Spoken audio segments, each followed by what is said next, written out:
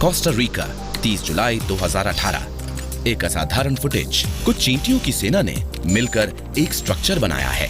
इस समूह ने पुल बनाने के लिए एक दूसरे को कसकर पकड़ा हुआ है। लेकिन किस चीज ने इस छोटे जीव को ऐसी इंजीनियरिंग करने के लिए प्रेरित किया? कोस्टा रिका में चींटियों की सेना ने अपने खुद के शरीर से एक जीवित पुल का निर्माण किया। कैसे और क्यों? ये पता लगाने के लिए हमें इनके बारे में और जानकारी हासिल करनी होगी। चींटियों की 13,000 से अधिक प्रजातियां हैं। चींटियों की सेना खानाबदोश है और कुछ सबसे बड़ी कॉलोनीज बनाती हैं, जो उन्हें एक चलता फिरता झुंड बनाता है। वो जो अपने रास्ते में लगभग सब कुछ खा जाते हैं। ये वो गुण हैं जो उन्हें वर्षावन में सबसे अधिक शिकार करने वाले शिकारी बनाते हैं। इस समय ये सेना एक वॉस्प के घोंसले पर हमला बोल रही है। एक स्वादिष्ट उपहार के रूप में वॉस्प के लार्वा को ले जा रही हैं। लेकिन चींटियों की सेना ने जो रास्ता अपनाया है वो हैरान करने वाला है। ये पता चला है कि घोंसले का निचला हिस्सा, जहां से वो छत से जुड़ा हुआ है, उसे वॉस्प अपने बनाए एक खास कीटनाशक से ढक देते हैं, जिसका सिर्फ उन पर कोई असर नहीं होता। लेकिन चींटियों ने जहर से बचे रहकर घोंसले पर ऊपर से हमला करने के लिए ये पुल बनाया। लेकिन चींटियां इन सब चीजों के बारे में सोच भी कैसी सकती हैं? मुख्य रूप से चींटी की ताकत, जबकि हम हमेशा से जानते हैं कि वो कीटों की दुनिया के हैवीवेट चैंपियन हैं, और ये हाल ही में पता चला है कि उनके पास कितनी मजबूत मांसपेशियां हैं। चींटियां बहुत ताकतवर होती हैं। वो अपने वजन से 10 या 100 गुना ज्यादा वजन उठा सकती हैं। उनका एक्सोस्केलेटन बेहद मजबूत होता है। वो चींटी के वजन से 10,000 गुना ज्यादा भार सह सकती हैं। हमारे लिए ये अपने घर के जितना भार उठाकर दूर तक चलने के बराबर है। लेकिन ये चींटियों के झुंड की बुद्धि ही है जो उन्हें ऐसा अद्भुत आर्किटेक्ट बनाती है। वो सिर्फ पुल नहीं बनाती हैं। जब उनका सामना पानी से होता है तो वो एक फ्लोटिंग डिवाइस भी बनाती हैं।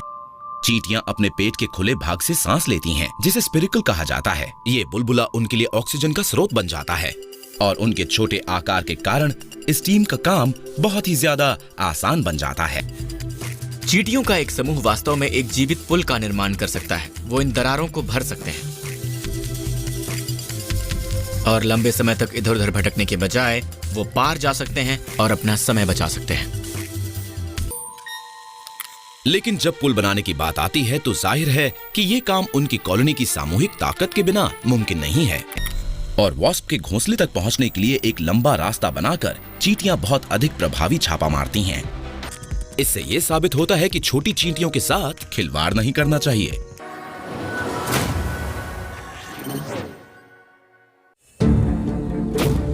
ह्योगो, जापान, 10 जून 2013। वैज्ञानिक इस ऑर्ब वीवर स्पाइडर में कुछ बहुत ही अजीब व्यवहार को देख रहे हैं। मकड़ी के जाले का पैटर्न आमतौर पर बहुत ही जाने माने आकार का होता है। यहाँ एक ऑर्ब वीविंग स्पाइडर है जो जाल को बुनने वाली है, जैसा कार्टून स्पाइडर वेब करता है। लेकिन यहाँ पर ऐसा कुछ नहीं हो रहा है। क्या ये जाल कोई नया डिजाइन हो सकता है? अलग अलग शिकार के लिए अलग अलग प्रकार के जाले की आवश्यकता होती है। कुछ मकड़ियां अनोखा जाल बनाती हैं, जिसे वो शिकार करने के लिए अपने शिकार के ऊपर फेंकती हैं। कुछ मकड़ियां बड़े विशाल टेनिस रैकेट के आकार के जाल को बनाती हैं ताकि शिकार उसमें उड़ के आ सके। कुछ दरवाजे नुमा जाल बनाती हैं जिसमें शिकार फंस जाते हैं। एक नेट कास्टिंग मकड़ी एक स्पाइडी सुपर हीरो की तरह अपना जाल फेंकती है। वो अपने शिकार पर रेशम फेंकती है और फिर उसे फंसाकर कैद कर लेती है। एक जापानी ऑर्ब वीविंग मकड़ी अजीब हरकत कर रही है। वो अपने जाल को खराब कर रही है और कुछ और ही बना रही है। ये कुछ ककून की तरह दिख रहा है, लेकिन मकड़ियां ककून नहीं बनाती हैं। लेकिन मकड़ी की पीठ पर यह पीली चीज इस गुत्थी को सुलझा रही है।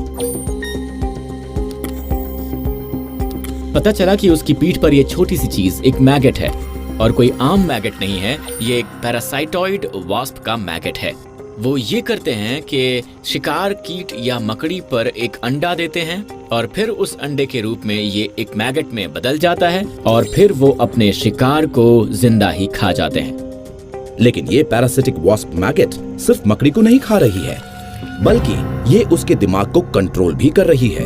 तो मकड़ी कोई वेब नहीं बनाने वाली जो इसकी मदद करेगा। ये एक अजीब ककून बनाने वाली है जो मकड़ी के लिए बिल्कुल भी नहीं है, ये मैगेट के लिए है। एक बार जब वो चीज बन जाएगी तो मैगेट उस मकड़ी को खा जाती है और अवशेषों को जमीन पर गिरा देती है और उस छोटे से ककून में रहती है जब तक कि वो वास्प के रूप में विकसित ना हो जाए, ताकि ये दूसरों के साथ भी वही कर सके। भयानक रूप से इन फ्लाइंग बॉडी स्नैचर्स की लगभग 5 लाख से अधिक अलग अलग प्रजातियां हैं। उनका अपने मेजबानों के साथ ऐसा बुरा बर्ताव करने का कोई अंत नहीं है। तो किसी भी समय जब आप वॉस्प को एक जीव को घसीटते हुए देखते हैं तो समझ जाइए कि ये एक पैरासाइट है जो अपने अंडों को एक शिकार के अंदर इंजेक्ट करना चाहता है, जो उसे एक ज़ॉम्बी स्लेव में बदल देगा। प्रेडेटर्स डरावने नहीं हैं, पैरासाइट्स डरावने होते हैं। इस मकड़ी के पास एक पैरासाइट है जो बहुत डरावना है।